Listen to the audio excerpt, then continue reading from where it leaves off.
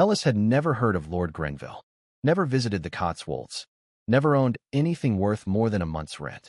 Then a solicitor knocked on her door and told her a dying lord had left her 25% of his crumbling estate and 6 months to earn it.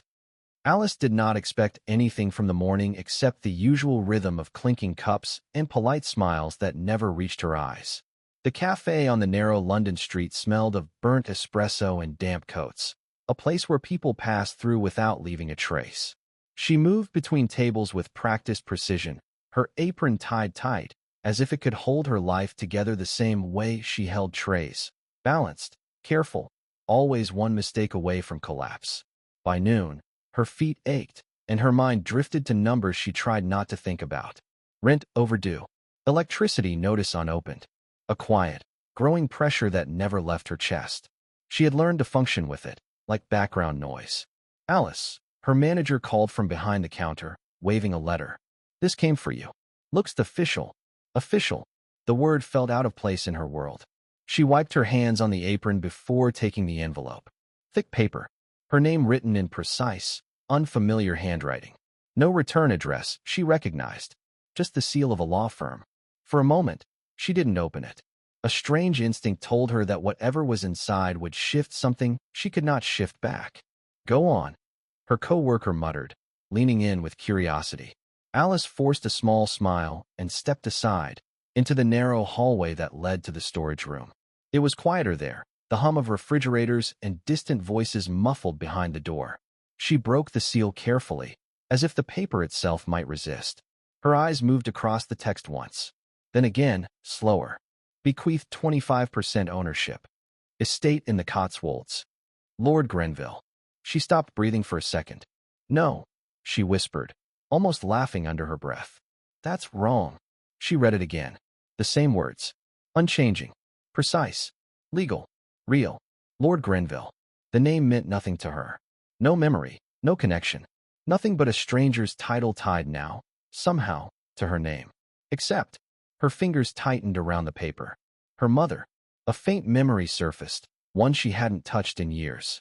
Her mother returning home late, exhausted, hands rough from work, the faint scent of polish and old wood clinging to her clothes. She had worked in a house, she used to say. Never more than that. Alice had never asked. Or maybe she had, once, and the answer had been too vague to matter. Until now. You are requested to present yourself at Grenville Hall within 7 days. Alice leaned back against the wall. The refrigerator hummed louder, or maybe her pulse had simply caught up with her. 25%. It sounded absurd, like a number pulled from someone else's life. The kind of inheritance people whispered about in stories, not something that landed in the hands of a cafe worker counting coins at the end of each shift. Her first thought was simple, immediate, practical. Sell it. Whatever it was, wherever it was, sell it, take the money, and end this constant, quiet suffocation. No more overdue bills. No more choosing between heat and food. No more pretending everything was fine. A clean break. She folded the letter slowly, but her hands were no longer steady. When she stepped back into the cafe, nothing had changed. Orders were still being called. Cups still clattered. People still laughed about things that didn't matter. But for Alice, something had already shifted. Good news? Her co-worker asked, raising an eyebrow. Alice hesitated. Then she gave a small shrug.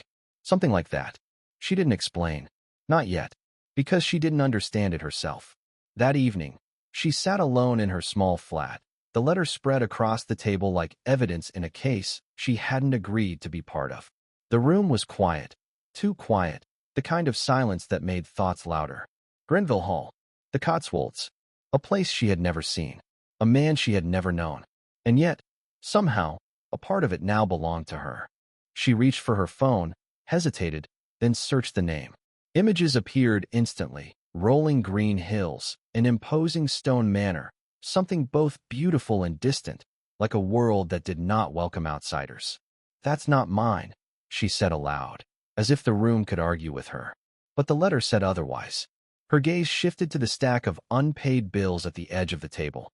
Reality, immediate and unforgiving. Sell it. The thought returned, stronger this time. Clearer. She didn't need the past. She didn't need explanations or connections to people who had never been part of her life. She needed a way out. By morning, her decision was made. The journey out of London felt unreal, a blur of gray suburbs giving way to the rhythmic expanse of the countryside. Alice sat by the window, the letter tucked deep in her bag, watching her reflection flicker against the passing trees. She needed this to be simple.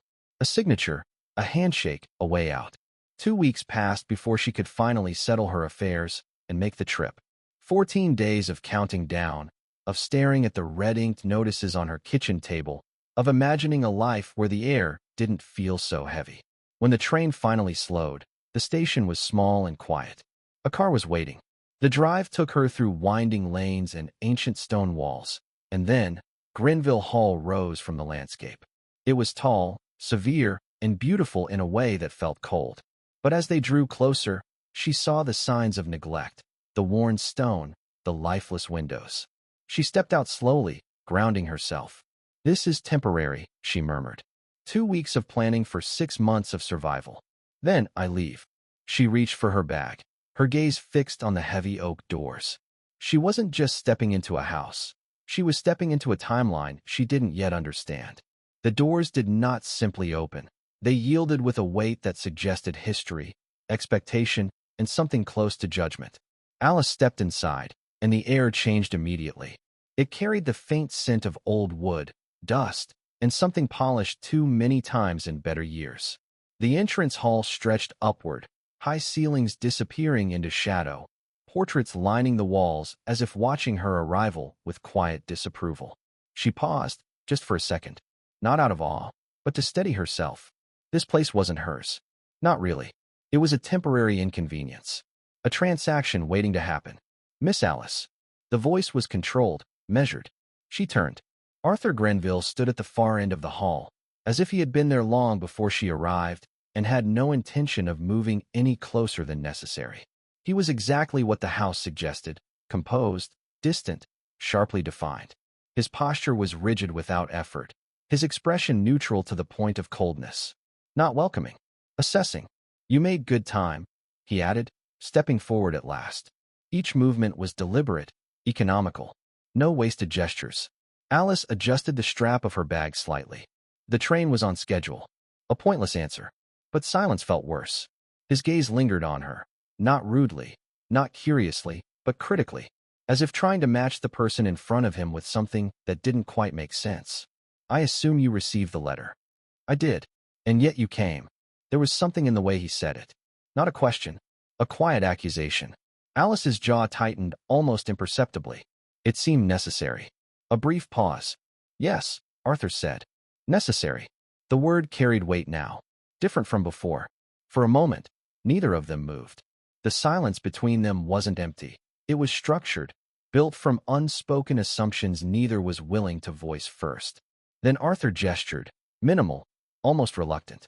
"Come. The solicitor is waiting." He turned without checking if she would follow. Alice did. The corridors of Grenville Hall were long and dim, the kind of spaces that held on to echoes. Her footsteps sounded too loud against the polished floor. She kept her eyes forward, refusing to be distracted by the portraits or the subtle signs of decline. Faded carpets, small cracks in the walls, details that spoke of something slowly slipping out of control. Arthur walked ahead, not slowing, not explaining. "Do you often inherit parts of estates from people you've never met?" he asked suddenly, without turning. There it was. Alice exhaled quietly. "No." "Strange, then." "Yes," she said, matching his tone. "Very." He stopped just before a set of double doors and finally looked back at her. For the first time, there was something clearer in his expression. Not just coldness, frustration. Strain, carefully contained. "My father was not a careless man," Arthur said. "He did not make decisions without reason." Alice held his gaze. "Then perhaps there is a reason." "If there is," he replied, "it has yet to make sense." A beat. "And until it does," he added, quieter now, "you understand why I might question your presence here." Not openly hostile, but not far from it. Alice felt the flicker of irritation rise, sharp and immediate. "I didn't ask for this." "No," Arthur said. "But you are here." That ended it. Clean. Final. He opened the doors. The study inside was warmer, but only slightly. Shelves lined the walls, filled with books that looked untouched in recent years. A man in a dark suit stood near the desk, turning as they entered. "Miss Alice," he said, polite but formal. "I'm glad you came." Arthur moved past her, taking a position near the window, deliberately separate. Watching, Alice stepped forward. "I'd like to understand what's going on." "Of course." The solicitor gestured toward the chair. "Please." She didn't sit immediately. "I was told I own part of this estate." "You do?" The solicitor confirmed. "Then I'll sell it. Today, if possible." A heavy silence followed. The solicitor glanced toward Arthur, who remained motionless by the window. "That depends on the conditions," the solicitor said carefully. Lord Grenville was precise. He knew the estate was nearing a breaking point, a looming auction, to be exact. To ensure you wouldn't simply vanish with the capital, he tethered your ownership to the house's survival. Alice's frown deepened. "Tethered how?" "You are required to reside here for 6 months. During this time, you must work alongside Arthur to secure the estate's future. If the house goes to auction before the term is up, or if you leave, the bequest is nullified. He didn't just leave you a share, Miss Carter. He left you a job. He needed your outside perspective to break the stagnation that has gripped this family for decades." Alice turned to Arthur, her irritation sharp. "So I'm a tool for your family's legacy?" "You are a necessity," Arthur replied, his voice devoid of warmth. "One I find as inconvenient as you do. But without your cooperation, we both lose everything. I lose my home, and you lose your escape." Alice pressed her fingers to her temple, the weight of the manipulation sinking in. 6 months of manual labor and social games for a payout. "Exactly," Arthur said. "And I have no intention of making the process comfortable for you." A beat. Then the solicitor closed the document with a quiet finality. The terms had been set, and neither of them could step away anymore. The house did not sleep early. That was the first thing Alice noticed that night. Grenville Hall settled into silence slowly, like a creature that refused to fully rest. Floorboards creaked at uneven intervals, distant doors shifted with the draft, and somewhere deep within the walls, something old seemed to breathe. Her room was large, too large. High ceilings, heavy curtains, furniture that belonged to another century. It should have felt luxurious. Instead, it felt temporary, borrowed. She stood by the window, looking out into the dark stretch of land beyond the estate. No city lights, no distant hum of traffic, just emptiness. 6 months. The number echoed again, heavier now that she was inside it. A sharp sound cut through the quiet, an engine. Alice frowned slightly and leaned closer to the glass. Headlights sliced through the darkness as a car approached the main drive, faster than necessary, tires crunching against gravel with a kind of careless confidence. Not staff, not careful. The car stopped abruptly near the entrance. A moment later, the engine died, and silence rushed back in, brief, tense, expectant. Then this place, he gestured loosely around them. It doesn't survive without drastic decisions. And Arthur, a brief glance, almost amused, is not particularly fond of those. I'm fond of keeping what's ours, Arthur said. Julian smiled again. At what cost? No answer. Because there wasn't a simple one. Alice crossed her arms slightly, grounding herself in the moment. And you? She asked Julian. What are you fond of? His gaze returned to her instantly. Efficiency, he said. Results. Solutions that don't take 6 months to achieve. The implication was clear. Sell. Quickly. Walk away. No complications. Alice felt the pull of that logic. It aligned perfectly with her original plan. But nothing here was simple anymore. Careful, Arthur said quietly. He prefers outcomes that benefit him. Julian didn't deny it. Of course I do. A beat.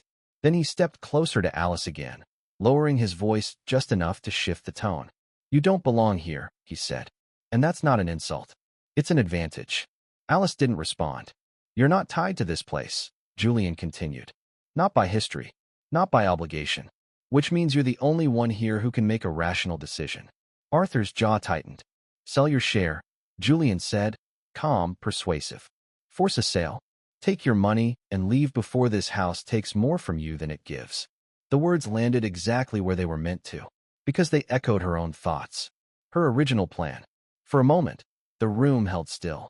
Alice looked between them. Arthur, rigid and controlled, holding on to something that was already slipping, and Julian, relaxed, certain, offering an escape that sounded dangerously simple. 2 paths. Both flawed. Both real. I'm staying, she said finally. The words surprised even her. But once spoken, they didn't waver. Julian studied her for a second longer, then smiled again. Of course you are. No disappointment. No resistance. Just acceptance. As if this, too, was part of the game. 6 months is a long time, he added lightly. Plenty of opportunities to change your mind. Arthur didn't respond. But Alice noticed the shift. Subtle. Guarded. The conflict had deepened. And Julian had no intention of letting it settle. Morning came early at Grenville Hall, not with noise, but with expectation. Alice was already awake. She hadn't slept much. The unfamiliar silence, the weight of the house, the awareness that she was no longer just passing through. This place demanded presence, attention, involvement. 6 months had begun. She dressed simply and made her way downstairs, guided more by instinct than memory. The corridors were easier now, though still heavy with that quiet pressure of history. The study door was open. Arthur was inside. Of course he was. He stood over a spread of papers, sleeves rolled just enough to suggest he had been there for hours. Financial documents, architectural sketches, lists, everything arranged with controlled precision. He didn't look up when she entered. You're early. Alice crossed the room slowly. You're predictable. A brief pause. Not quite a reaction, but close. We don't have time to waste, he said. On what? Arthur finally looked at her. On pretending this situation will resolve itself. Alice glanced at the documents. And you think it won't? I know it won't. Simple. Direct. Certain. She leaned slightly against the edge of the desk. So what's the plan? Arthur studied her for a moment, as if reassessing something. Then he turned one of the papers toward her. A charity event, he said. Here. At the estate. Alice frowned. You want to invite people into a house that's falling apart? Parts of it, he corrected. Not all. That's still a risk. It's a necessity. She scanned the document quickly. Guest lists. Estimated costs. Potential donors. You're trying to raise money fast, she said. Yes.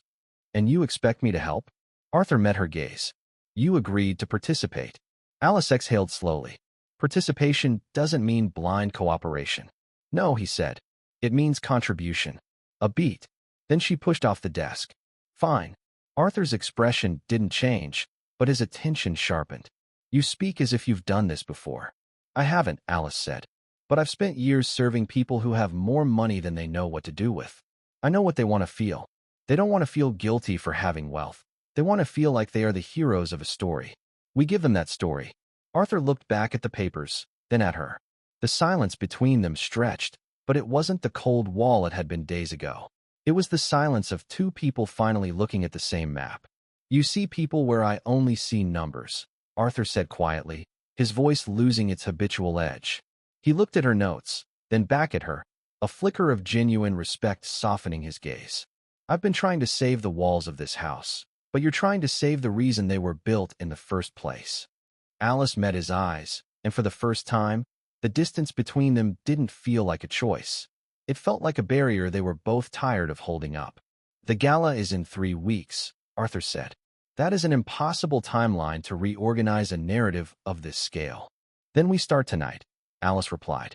They worked for hours, the dim light of the library carving deep shadows around them. The tension shifted. It was no longer the friction of two enemies, but the heat of a shared machine.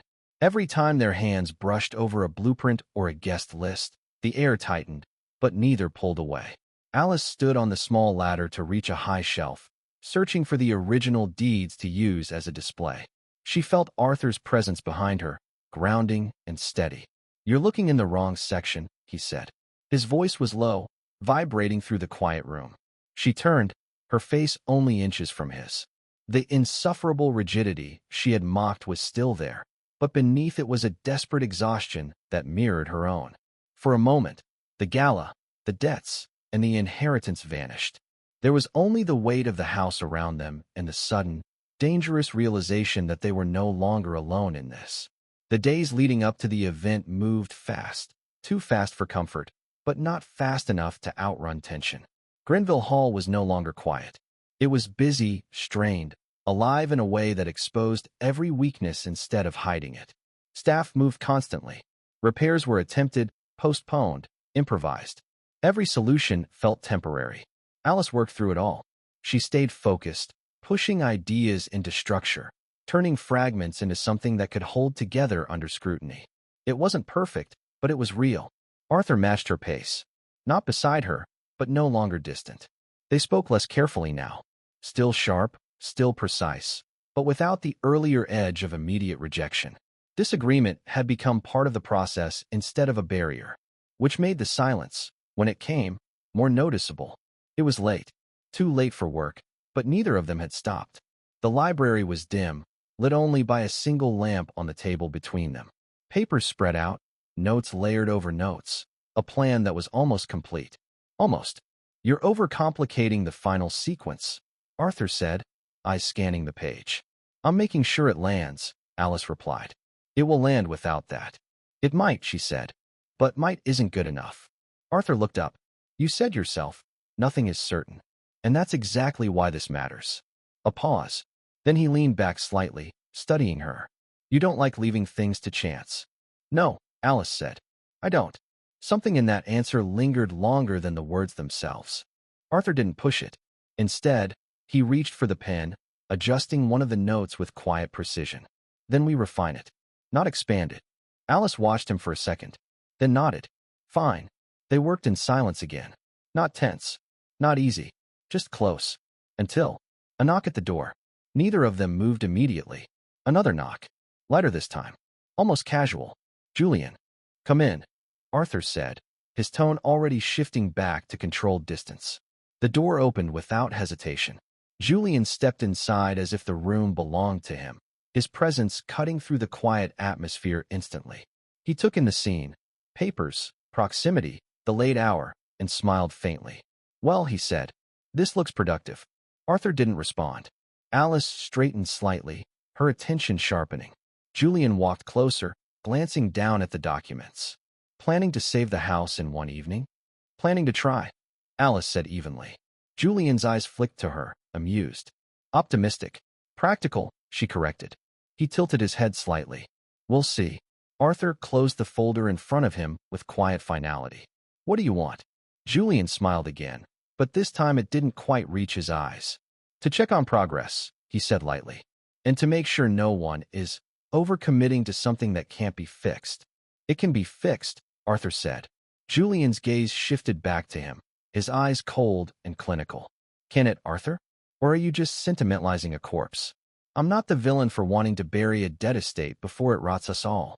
I'm the only one here with the spine to admit that the Grenville name needs a fresh start, not more bandages. Silence. Then Julian stepped back slightly, hands in his pockets. Anyway, he continued, tone lighter again. I won't interrupt. Just thought I'd say good luck. Alice didn't miss it. The tone, the timing. Too smooth, too deliberate. Thank you, she said, but without warmth. Julian met her gaze for a moment longer than necessary. Then he left. The door closed. Silence returned. But not the same silence. Something had shifted. Alice exhaled slowly. He's planning something. Arthur didn't deny it. Yes. And you're just going to let him? No. A beat. Then what are you going to do? Arthur looked at her. Wait, he said. Alice frowned. That's not a strategy. It is when the other person wants you to react. She considered that. Didn't like it. But understood it. Fine, she said quietly. But the unease didn't leave. It happened the next morning. Quickly. Cleanly. Precisely. Alice returned to her room after breakfast, already running through the day's tasks in her head. The event was close now. Every detail mattered. She opened the door. Paused. Something was wrong. Not obvious, but present. The air felt disturbed. She stepped inside slowly, her gaze scanning the room. Everything looked the same. Bed, desk, chair, her bag placed where she had left it. To the same. Her attention shifted to the dresser. Something glinted. Small. Out of place. Alice moved closer. A necklace. Old. Intricate. Clearly valuable. She stared at it, confusion tightening into something sharper. I didn't. The word stopped. Because she knew. Instinctively. This wasn't an accident. Footsteps in the corridor. Approaching. Fast. Alice turned just as the door opened. Arthur stepped in. His gaze moved immediately. Room. Alice. Then the dresser. And stopped. The shift in his expression was instant. Not confusion. Recognition. Where did you get that? His voice was controlled. Too controlled. Alice shook her head. I didn't. This was here when I. Arthur stepped closer, picking up the necklace with careful precision. His jaw tightened. This was reported missing years ago, he said. The words landed hard. Alice felt it immediately, the shift in the room, the weight of implication. I didn't take it, she said. Arthur looked at her. Really looked this time. Searching. Measuring. Then explain why it's here. I can't, she said, frustration rising fast. Because I don't know. Silence. Tight. Dangerous. For a moment, it balanced on the edge of something irreversible. Then, Arthur exhaled slowly. Not anger. Not accusation. Decision. I'm not calling the police, he said. Alice blinked. What? But I need the truth. I'm telling you the truth. Arthur's gaze didn't waver. Then someone wants me to believe otherwise. It's Julian, Alice said, her voice shaking with a mix of adrenaline and fury. He was in the library. He saw us working together. He knows if I stay, his plan to force the auction fails. Arthur looked at the necklace, then back at Alice. The logic was cold, but it fit. He didn't offer an apology. His mind was already moving to the next move on the board. But the accusation in his eyes had vanished, replaced by a dark, simmering resentment toward his brother. He expects me to throw you out, Arthur said quietly. He expects a scene. Are you going to give him one? Arthur stepped closer. The proximity was no longer about the necklace or the threat. The air in the room felt heavy, charged with the same friction that had been building in the library. Julian's mistake, Arthur whispered, is assuming I still care more about the family reputation than I do about winning this fight. Alice reached out, her hand hovering near his arm. And what are you winning, Arthur? The house. Or just the argument? Both, he said. The space between them tightened, charged with the adrenaline of the theft and the discovery. It wasn't a surrender, it was a collision. When they kissed, it was sharp and desperate, tasting of shared defiance and the dark thrill of a pact made in a burning room. When they pulled apart, Arthur kept his hand on her jaw, his thumb tracing the line of her skin with a possessive, hard intensity. This complicates everything, he rasped, his eyes dark with a hunger he could no longer mask. But it settles the alliance. We don't just fight for the house anymore. We fight for us. The kiss did not repeat itself. It did not need to. Instead, it left something behind, an unresolved tension that neither of them addressed directly, but both of them carried into everything that followed. Grenville Hall remained unchanged on the surface. Work continued. Preparations for the event accelerated. Conversations stayed practical, controlled, efficient. But something subtle had shifted underneath it all. Arthur spoke less sharply now, not softer, but more deliberate, as if measuring every word against something he was not willing to acknowledge. Alice noticed it, and she did not comment on it. That was their unspoken agreement. It was late afternoon when Alice finally went to the East Wing. She hadn't planned to. It happened because she was searching for old architectural records, and the staff mentioned storage archives that hadn't been properly sorted in years. Dust gathered thickly in the corridor. The air was colder here, less maintained, as if the house itself had decided to forget this part of itself. She pushed the door open. Inside, shelves, boxes, forgotten documents. In silence, she began carefully scanning labels, pulling out files, working through layers of neglect. Minutes passed, then more, until she found it. A box marked with a date older than everything else. Her name on nothing, but her instinct tightened anyway. Alice opened it. Inside, journals, letters, handwriting she did not recognize at first, then slowly did. Her mother's. She froze. For a moment, nothing moved, not even thought. Then she sat down on the floor, ignoring dust, ignoring everything except the pages in her hands. She read. At first, routine entries, work at the estate, daily tasks, observations about the house, the people. Then, changes. Lord Grenville's behavior shifting, conversations becoming more private, concern growing. Then one entry stopped her completely. I cannot allow what they are planning to happen. Not to him. Alice's breath caught slightly. She turned pages faster now. Another entry. They think I do not see it, but I do. The pressure. The documents. The offer being forced into place. Her fingers tightened on the paper. Then, I will not let them ruin him. Silence in her mind sharpened into focus. She read further. the handwriting becoming more frantic as the dates approached the month of her birth. Julian's mother has discovered the discrepancy, the entry read. She is pressuring Henry to sign over the mineral rights to the valley, threatening to expose the true nature of the 1998 audit. If he signs, the estate will be hollowed out. I have taken the ledger. I have hidden the only proof of the audit's forgery where neither she nor her son will ever find it. Henry owes me nothing, but he owes the land everything. I will keep this secret until the girl is old enough to understand that a house is not just stone. It is a promise. Alice closed the journal, her heart hammering against her ribs. Not vague, not emotional, targeted, controlled. She exhaled slowly, folding the paper back into place. Footsteps outside. Closer. She didn't move. Arthur appeared in the doorway moments later, pausing when he saw her expression.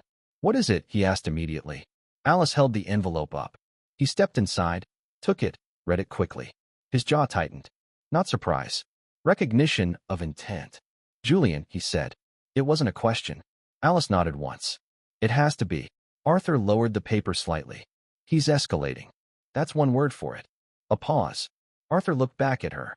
"What does he think he knows?" Alice hesitated. "My mother." The silence changed immediately. He studied her more carefully now. "You think this is connected to the journals?" "It has to be," she said. He wouldn't use her unless there was something real to twist. Arthur exhaled slowly through his nose. "Then he found something we haven't. Or he thinks he has." A beat. Then Arthur folded the letter again. "We don't respond," he said. Alice frowned. "That's your solution?" "No," he replied. "It's containment." She crossed her arms slightly. "He's threatening me. And reacting gives him control." "That's not control. That's silence." Arthur stepped closer. Not aggressive, but firm. "If Julian believes he can predict our reaction," he said, "he will push further." Alice held his gaze. "And if he's right?" A pause. Then Arthur's voice lowered slightly. "He isn't." Silence stretched between them. But now it was different again. Not uncertainty. Not confusion. Decision-forming. Together. Later that night, Arthur brought her to the study again. No papers this time. Just him, her, and the envelope laid flat on the table. "We assume he has information," Arthur said. Alice nodded. "We assume he will use it at the event." Another nod. "And we prepare accordingly." Alice leaned forward slightly. "Meaning what exactly?" Arthur looked at her. "We take control of the narrative before he does." A pause. Then she understood. "You want to expose him first." "Yes." A beat. "And if we're wrong?" Arthur didn't answer immediately. That was answer enough. Alice looked down at the letter again. The threat still lingered in her mind. Not fear, pressure. Because it worked. Not by revealing truth, but by forcing doubt. And Julian understood that perfectly. When she looked up again, Arthur was already watching her. "We end this at the event," he said. "Not a promise. A plan." Alice nodded slowly. "Then we need to be ready for whatever he reveals." Arthur's expression tightened slightly. "Yes," he said. A pause. Then quieter. "And whatever we haven't discovered yet." The house outside remained silent. But inside it, everything had begun to move toward the same point. A collision that could no longer be avoided.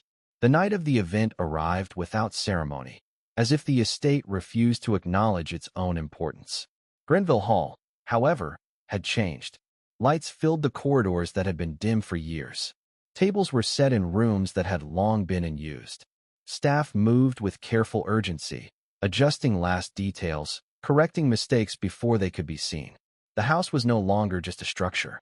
It was a stage. Alice stood in the upstairs corridor, looking down through the balcony at the gathering guests below. Wealthy donors, local patrons, people who had come for curiosity as much as charity. Laughter echoed faintly, glasses clinked, conversations layered over each other in polished noise. Arthur joined her without announcement. "You're late," she said. "I was making sure everything is in place." "That sounds like avoidance." Arthur didn't respond immediately. "Then, it is control." Alice glanced at him. "You still think that matters tonight?" "Yes." A pause. Then he looked down at the hall. "He's here." Alice followed his gaze. Julian had entered quietly, almost unnoticed at first. But once seen, he was impossible to ignore. He moved through the crowd with ease, exchanging words, smiles, subtle gestures that made people lean toward him without realizing it. Not part of the event, part of the disruption. Alice's expression tightened. He didn't even wait. Arthur's voice lowered. He never does. The evening progressed exactly as planned. Too exactly. That was what made it dangerous.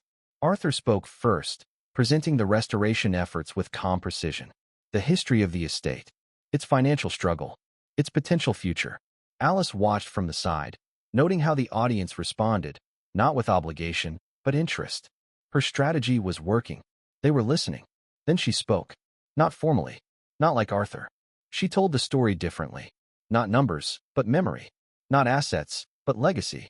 She spoke about preservation, about what is lost when places like this disappear, not as a transaction, but as something irreplaceable.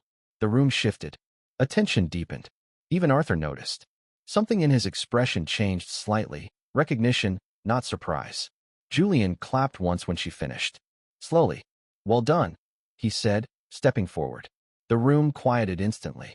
Not because he demanded it, because he expected it. Arthur stepped forward slightly. Julian. Julian smiled. Arthur. Then his gaze shifted to Alice. And you. A pause. I've been thinking, Julian said lightly, addressing the room now, about why we're all really here. Arthur's voice cut in. This is not the time. A subtle movement passed through the guests. Attention recentered. Julian reached into his pocket. Alice felt it immediately. Arthur noticed too. Silence tightened. Julian pulled out a folded document. Not rushed. Not hidden. Deliberate. I believe, he said, there are things about this estate that people deserve to know before they decide where their money goes. Arthur's posture changed instantly. Stop. But Julian didn't. Instead, he opened the document. My father, he began, was not as transparent as people believed. Alice's stomach tightened slightly. This estate, Julian continued, was not simply inherited. It was protected. A pause. And the protection came at a cost. Arthur stepped forward again. You are fabricating. Julian raised a hand slightly. Not aggressive. Just enough. Let me finish. Silence again. Julian's gaze shifted briefly to Alice. And there it was. Intent. You all know Miss Alice Carter, he said. The unexpected heir. Murmurs in the room. Arthur's voice sharpened. Julian. But Julian continued. What you may not know, he said calmly, is why she is here at all. Alice didn't move. She already knew what was coming. But knowing didn't make it lighter. Julian lifted the document slightly. Her mother, he said, was not just a servant in this house. She was a thief who stole the family's private financial ledgers to blackmail my father. The room remained frozen, but Alice didn't flinch. She stepped forward, the journal from the East Wing gripped in her hand. She didn't steal them, Julian. Alice's voice rang out, clear and cold.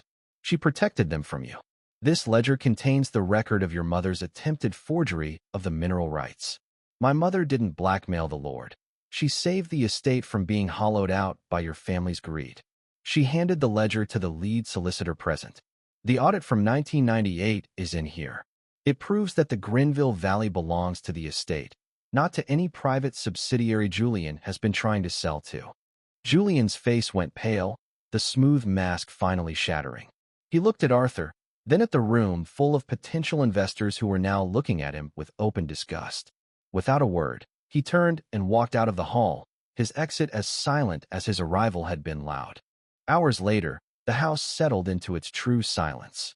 Arthur and Alice stood on the terrace, the weight of the night finally lifting. The 25%, Arthur said, looking at her. The 6-month condition. My father knew you'd find it. He knew I'd need someone who wasn't afraid of the truth to help me fight back. It was a long game, Alice agreed. One that isn't over, Arthur added, turning to her. The restoration will take years, not months. The alliance stands. You realize, Arthur added, a faint, tired smile touching his lips, that with your 25%, I can finally block the board's vote to liquidate. You didn't just bring the truth, Alice. You brought the veto. Alice looked out over the valley, the land her mother had saved. It stands. The words settled into the night like a decision that could not be undone. Behind them, Grenville Hall stood silent. Not ending, not collapsing, but changing foundation.